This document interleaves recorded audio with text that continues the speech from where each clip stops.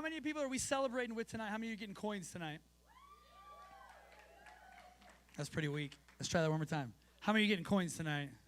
Okay.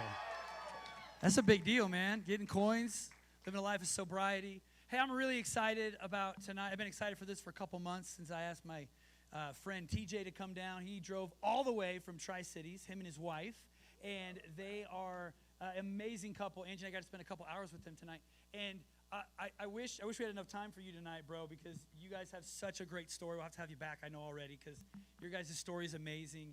And just from a perspective of growing up in church, my dad's a pastor. This guy's dad's a pastor. So we got hearts alike. We're PKs. My wife's a PK. So, like, man after my own heart, I'm super excited you're talking tonight. And so I encourage you just to open up. And whether you've been on a journey and you're 20 years clean and sober, or today is day one, I believe God's got something specific and special for you, and he's going to speak directly through TJ today. So would you just give a big, huge Northbridge welcome to TJ Fields, all the way from Tri-Cities. Come on, Northbridge, you can do a little bit better than that for me. Come on, give it up. That's what I'm talking about. Hey, love you, man. So glad you're here. Do you want to stand or you want a stool? I would love a stand. That's awesome. This is beautiful. Thank you. How's everyone doing? Okay, great. Thank you. Is anybody in here from Tri-Cities? What's up, party people? Yeah, that's my blood. Yeah. Hey, I will say, Pastor Ben is right. I'm a PK, born and raised in church, and whatever your opinion is on that, we probably share that opinion. So I will say this,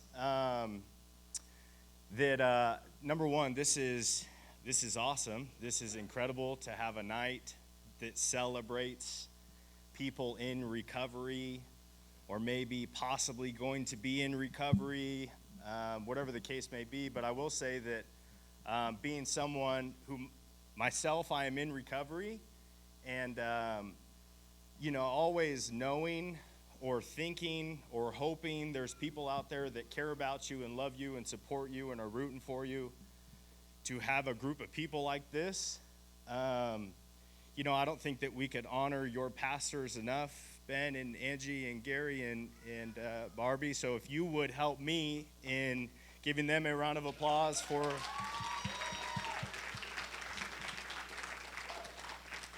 But this is awesome. I don't do coin nights. I've never been to one. This is my first one. This makes me want to come back again. So good job. You're doing great there. So a little bit about me. Again, my name is TJ. I'm 30 years old. This is my beautiful wife, Paige, in the back row. Go ahead and stand up, babe. Get embarrassed. Look at that. Holy smokes. Today is 481 days clean and sober for me. Yep. Feels good. Again, born and raised in church, and honestly, I meant whatever your opinion is of that, I probably agreed. That was not the life I would have chosen for me if I was God, for a lot of different reasons. And, in terms of just my family life and home life, my dad's an incredible person. My mother is an absolute saint, and but my parents have always had a strong heart for our church and our congregation. And being 10, 11, 12 years old, sometimes that feels like other people are more important than me.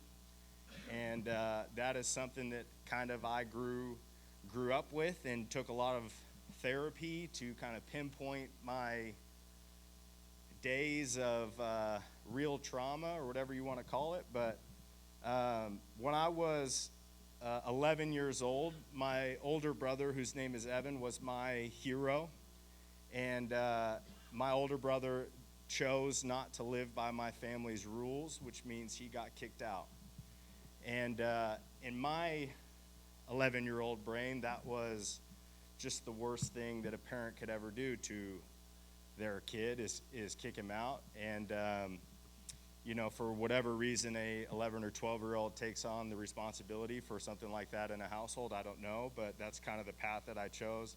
At 12 years old, I put the first substance in my body, just marijuana, and from then it just really kind of a train for me. So my first 30 days in rehab, being clean and sober, was the first 30 days that I didn't have a substance in my body since I was 12 years old. And it's an incredible feeling. If you're sober, I think you can agree. There's nothing really like it.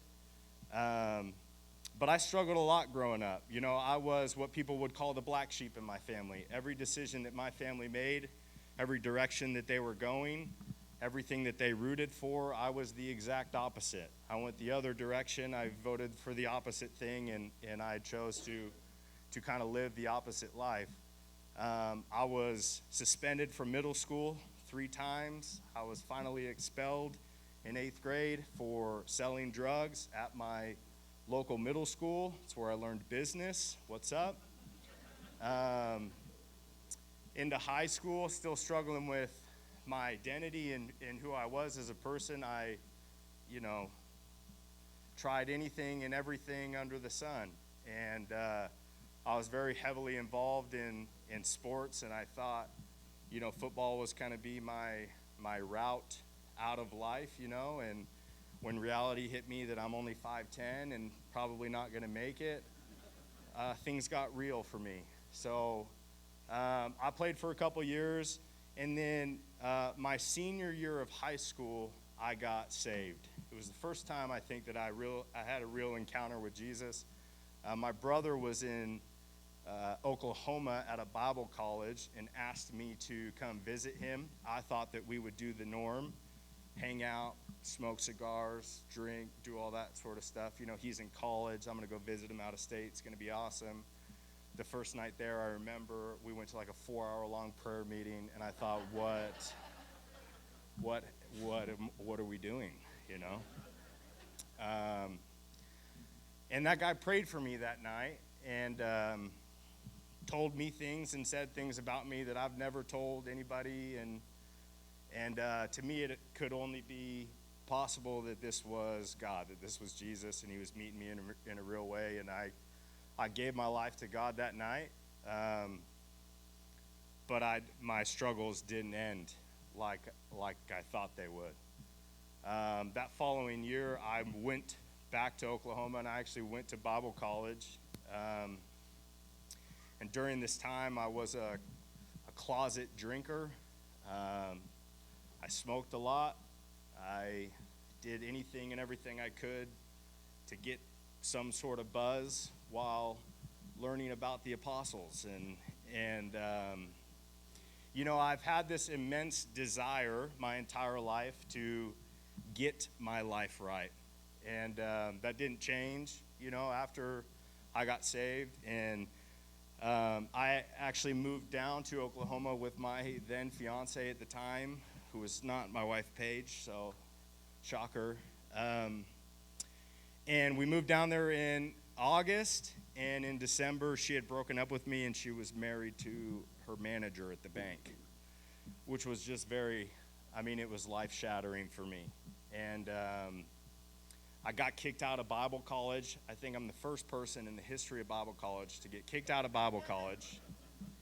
So I came back home, and, at this time in my life, I was probably, 20, 21 years old, 18 or 19, probably 20, 21 years old.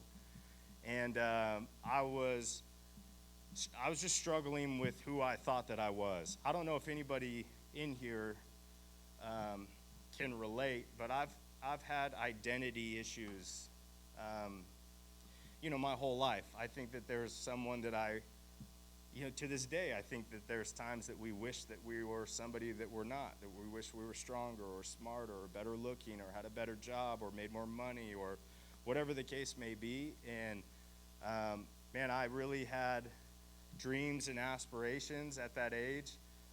But I'm a very logical person, and I understood that my current condition would not produce the end result that I wanted. And when I was 21 years old, I did an internship at my church, still trying to get my life right, and I crossed all the boxes and dotted the I's and did everything in church that I was supposed to, knowing that I would go home that night I'd drink myself to sleep. I'd do whatever I had to just to be able to wake up and go and try and do it again. And I met my wife a couple years after I completed that internship. At that point in time, I was a full-on functioning alcoholic when I met my wife. And it was just kind of what I, chose to do. I had every reason for drinking, whether it just helped me sleep better or, I just liked the way it made me feel. I could stop any time that I wanted to. That's what I told my wife. Anytime I want to stop, I can do it. And I'd stop for a day and go, boom, told you so. And then go right back to it. And, there was always these times in my life where just reality hits and I would struggle with the idea of, I can't believe that this is actually the person that I am. Again, this whole time I've grown up in church, I'm on the platform, I'm talking to people, praying and trying to encourage people to live a certain life. When I go home that night and struggle with my own stuff. And I'd met my wife, and that was the best thing that had ever happened to me. And after about a year, we got married. Like the third night on our honeymoon, I got her pregnant. And then we had kids real quick. And that's a lot of pressure as a 22-year-old guy who already feels like they suck at life to begin with. And then you throw kids in the mix, and how could I possibly provide for a family and raise a daughter? And my spiral just kept getting deeper and deeper and deeper. And I remember very serious conversations that I'd have with my wife where, okay, the second kid, like you gotta stop drinking, you gotta actually help take care of the kid. You gotta be a dad. You gotta be around. And oh yeah, for sure. As soon as that second kid comes, I'm done. And second kid came, and I wasn't done. And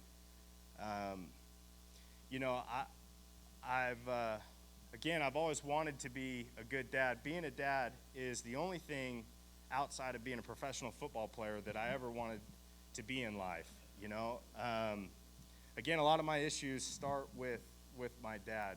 I've watched my parents I have two older brothers. I'd watch my parents go to their games and root for them and do all that kind of stuff. And when I was that age to start being good at stuff, my parents had planted a church.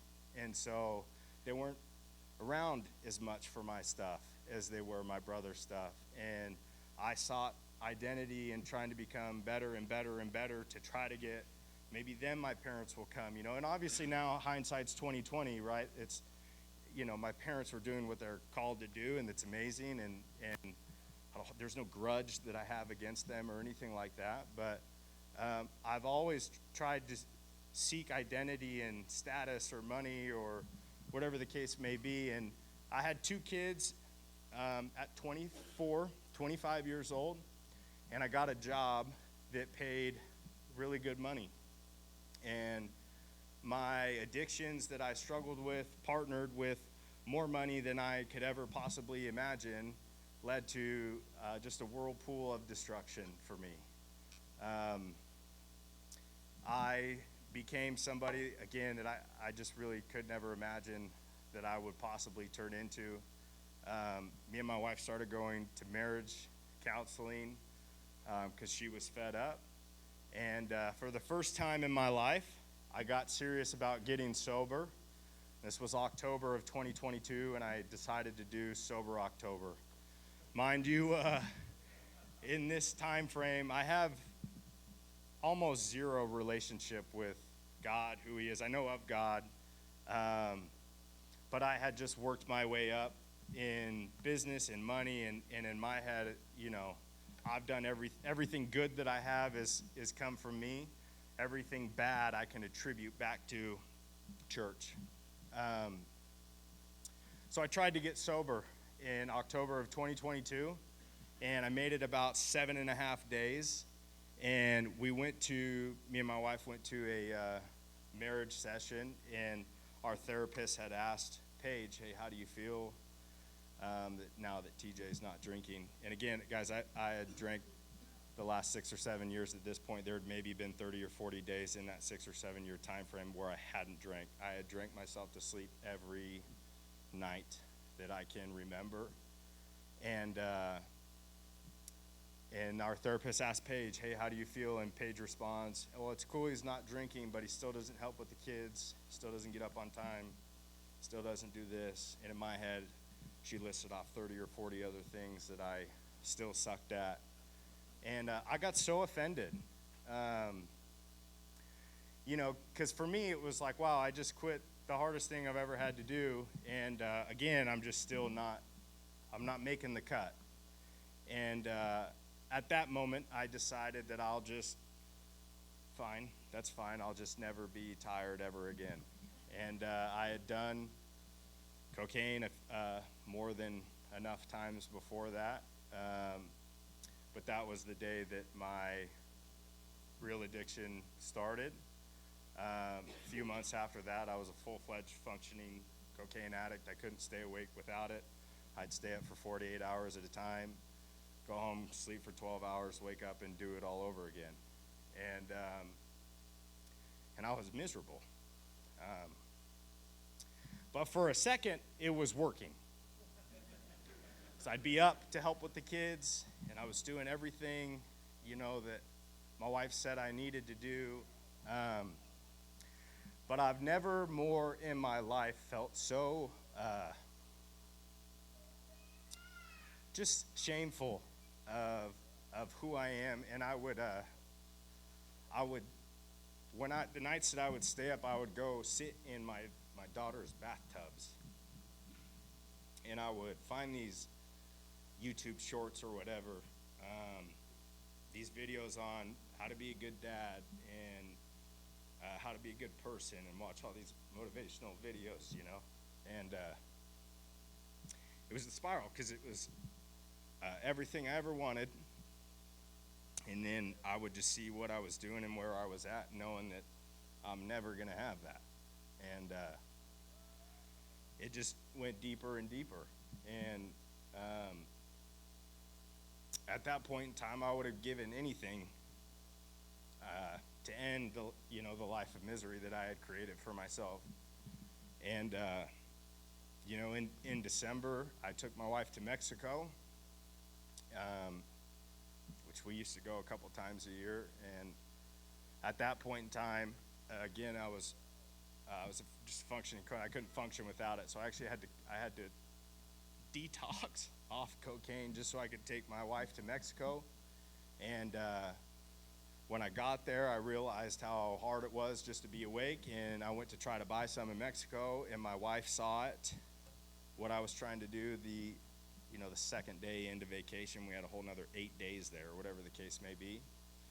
And she didn't tell me that she found out, and she didn't want to ruin the trip, and kind of just kept to herself. And it was the worst trip to Mexico I've ever been on, by the way. But we came home, and that coming Sunday, my wife went to my mom and dad, who are our pastors, and had to essentially tell them what their son was doing,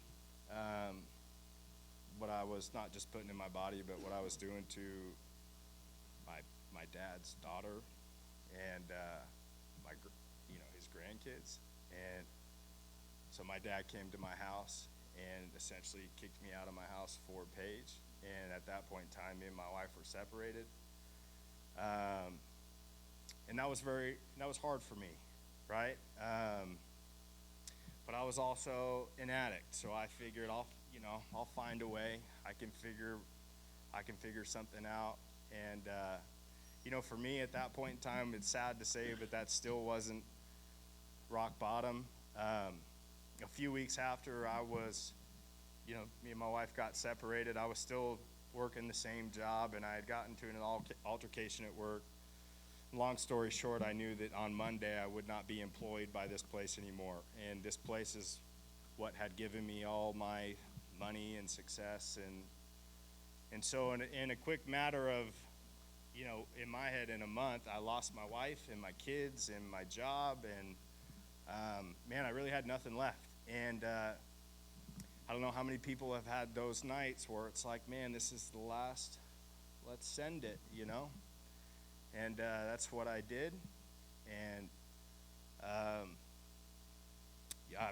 woke up at my house that I was kicked out of, and I knew I shouldn't have been there. And I don't know how I got there. I don't remember how I got there, but I knew I shouldn't have been there. And I woke up and I couldn't move. I couldn't talk. I couldn't, I couldn't do anything. All I knew is that I had to get out of the house, which is a problem because, again, I couldn't walk. I couldn't do anything. So in my head, I had two options. And option one was let my wife see me doing the one thing that we split up for. This doing the one thing that she won't, I can't see my kids because of this, and here I am doing it back in our house. Or I can make a scene, and she'll have no idea why I did what I did. And I keep all my firearms in my closet, and I decided to choose the latter. And as I'm crawling to my closet, my wife walks in the door. And first thing out of my mouth is, I need help. And,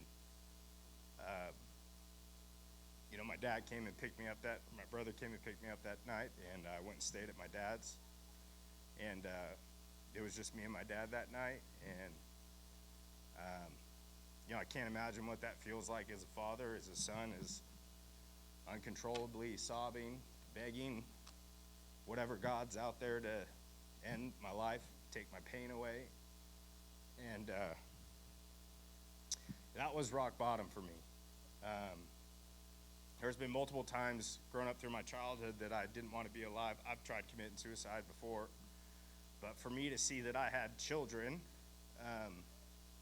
on paper, I had everything that I could ever want in life. I mean, there's no one's boasting here, but I think a lot of people could write things down that they want in life, and the stupid part was that I had it, and I was still miserable. There was nothing that I could put in my body. There was no relationship that I could have. There was no motivational video. There was nothing that I could watch or see or digest that changed the way that I viewed myself or how I feel. And the only thing that would essentially fix me was me not being here. And it was just such a sad feeling knowing that I had kids, that I had raised children, and that I didn't want to be on the earth anymore. And that was a Saturday night. On Monday, I went to rehab in Estacada, Oregon, and I did a 90-day program. And at that point in time, my wife is a very smart girl, so I knew in my head there was no shadow of a doubt that I was still married. I thought, okay, well, if anything's going to do it, it'd be that night. And I did that. So I thought my wife was gone for sure. I didn't believe I'd ever have alone time with my kids again. But the reason I went to rehab and the reason I stayed in rehab for me was I wanted, if anything, I wanted Paige to at least be proud that I was her daughter's father. So that's why I decided to get clean and sober, was so that I could have a shot at being a dad, which is all I ever wanted. And again, rehab was a wild experience for me. It was the first time, I'd ever been sober for more than 30 days since I was 12 years old. I've had a substance in my body for more time than I've been alive, than, half of my life that I've been alive. And so this has been a very real experience. But rehab for me is where, I didn't just meet God. That's where God met me. And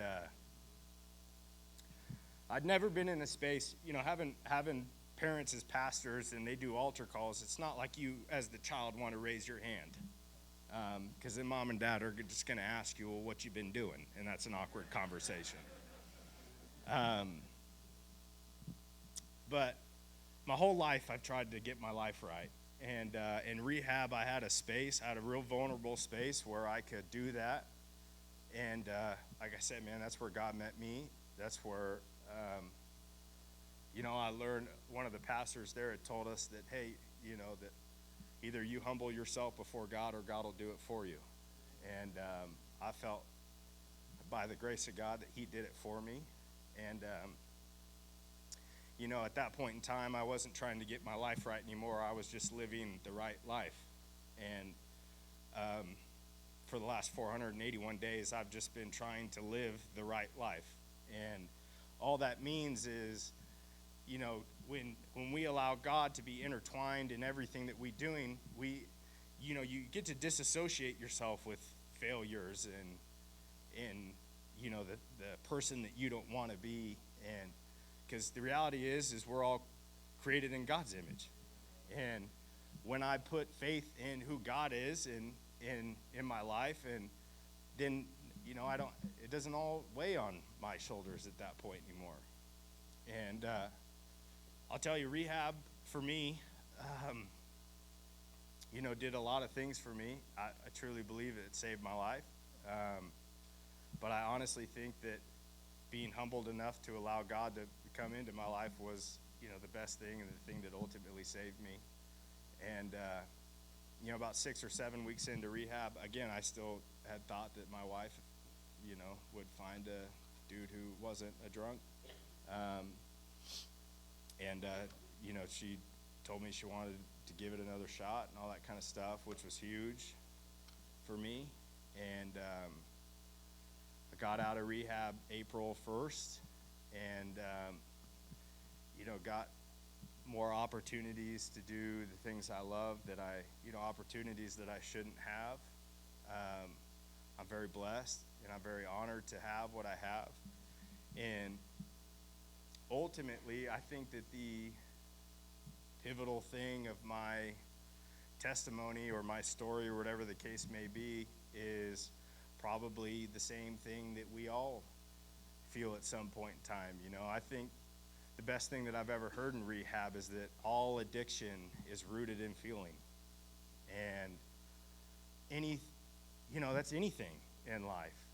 And, whether it's the coffee we drink in the morning or the food we eat or the job we have or the reason we go to bed at the time that we do, is everybody wants to feel a certain way, that we're constantly chasing feelings in this life.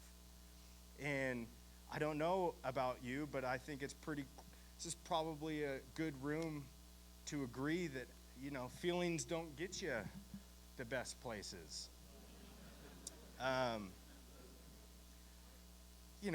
And that was huge for me because not everything has to feel good. And at the end of the day, Jesus didn't die on the cross so that I would feel good. And I can tell you, Jesus didn't die for you so that you'd feel good. Jesus died so that we'd be set free. And the best part about that is when we live in relationship with Jesus, again, we get to disassociate all the failures that we have in our life. It's not on us anymore because we're made in his image. And here's the thing, everybody falls and screws up and messes up. But that's the best, Jesus doesn't come saving perfect people. Right? Like, hey, in terms of the story of Jesus leaving the 99 to save the one, guys, let me tell you something. We're the one. It's the people in this room.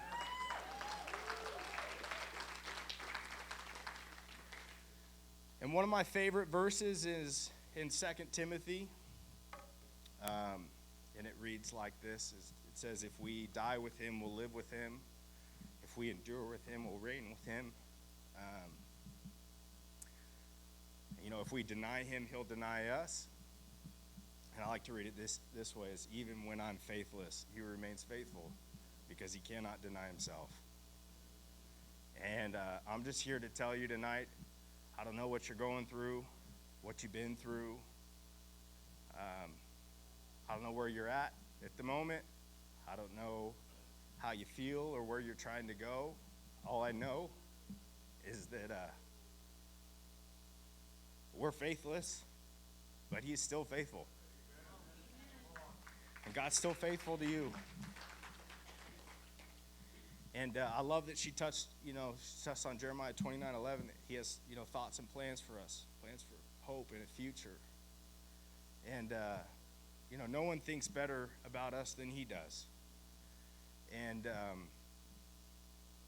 again, I just want to say, that obviously God's faithful, right? God has good plans for us, and that's incredible. But I just want to kind of read this here is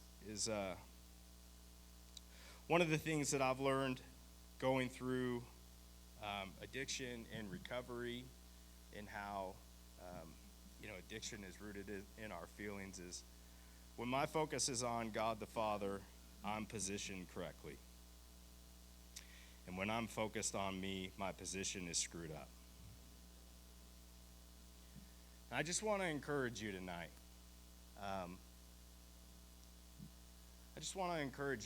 That I'm sure if we were all betting people, we could probably bet that when our attention and our focus is on us, that's kind of what gets us where we don't want to be. And I'm here to tell you I'm living proof, I guess, that you would say. That when you focus on the right things and when you focus on God, you get to the destination that you want to go. And it doesn't mean that everything goes away, because it still doesn't. Glass of bourbon sounds great. I still struggle. There's still things that I struggle with. But at the end of the day, our focus is on God. My focus is on God. My focus is on providing for my family. And again, it's not me trying to get my life right. It's me just living the right life. And you will continue to fight your whole life if you try to keep it in your hands, if you try to be the one that gets you to the places that you have to go. And if you hear anything tonight, I hope that you hear this, that you're useless, man. You can't do it on your own.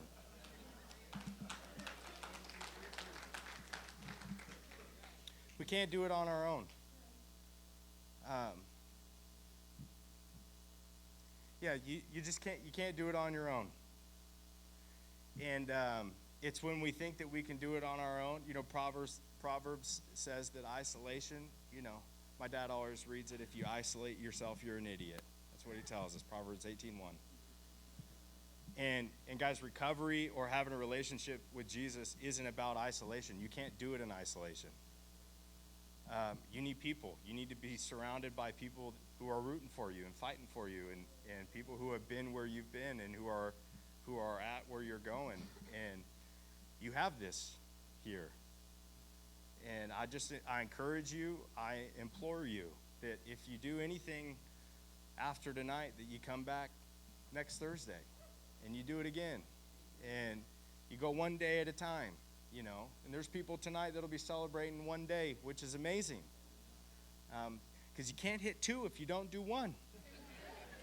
So congratulations to you guys. But I would love to just pray for you guys, if that's okay. God, we thank you for who you are and what you're doing in this place. God, we thank you for your love for us. And we thank you that even when we are faithless, even when we screw up and when we mess up and we choose the wrong things and we live the wrong ways, and God, even when we mess up tomorrow and the next week and in the future, you're still faithful. You still have a plan for us, and your plan is still for us to prosper. And God, we just thank you for relationship and for fellowship, and we thank you for this church and these pastors and these servants and the leaders, and we thank you for everything that you're doing in this place.